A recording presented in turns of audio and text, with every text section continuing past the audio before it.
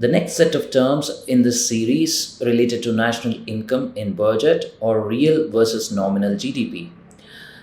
Taking nominal GDP, let's consider in 2012, 20 mobile phones were created in India at 10,000 rupees, which generates the GDP of 2 lakh rupees.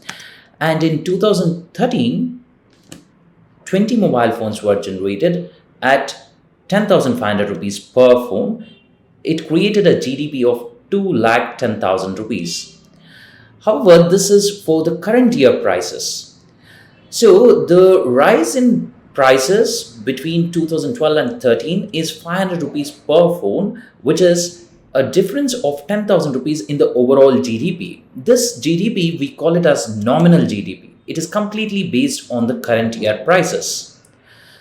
So if we check, it is just because of one factor called as inflation. How do we remove this inflation while we calculate the GDP? It is important. Why? Because just by the rising of the GDP, we cannot say the country has gotten better in terms of economics. So for this reason, we have to check another term called as real GDP. When we look at the real GDP, in 2012, the same mobile phones, 20 is the quantity. At 10,000 rupees, it generates 1 lakh. And in 2013, the same 20 mobiles at 10,500 was 1.1 lakh. And in 2022, let's suppose it is 20 phones at 15,000 rupees generates a GDP of 3 lakh rupees. However, what we are supposed to do is we are supposed to remove the effect of inflation somehow. For this reason, we bring in what we know as the base year.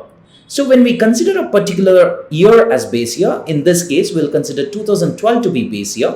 The moment we consider that, we bring in what is known as constant prices. The idea of constant prices removes those existing 2013 and 2022 prices. In that place comes rupees 10,000 per product.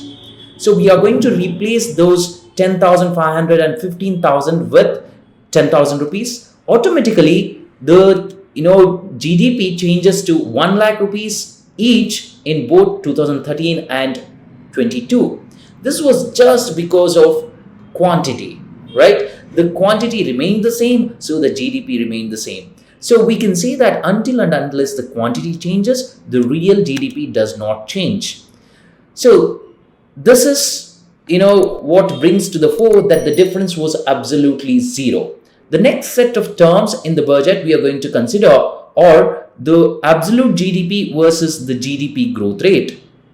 What is the difference between these two terms? So most of the times we get confused between these two. Absolute GDP is just that, let's suppose 2021, we have 20 mobile phones at 20,000 rupees produced in India, which gives us 4 lakh rupees. And in 2022, same 20 mobiles at 21,000 rupees. It is just because that, the prices have increased. The new GDP numbers we are going to say, 4 lakh and 4.2 lakh. This is absolute number, right? It is not in terms of percentages.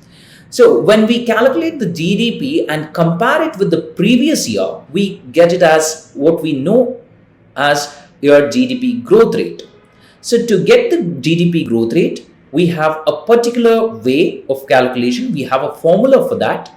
And that formula comes in this manner.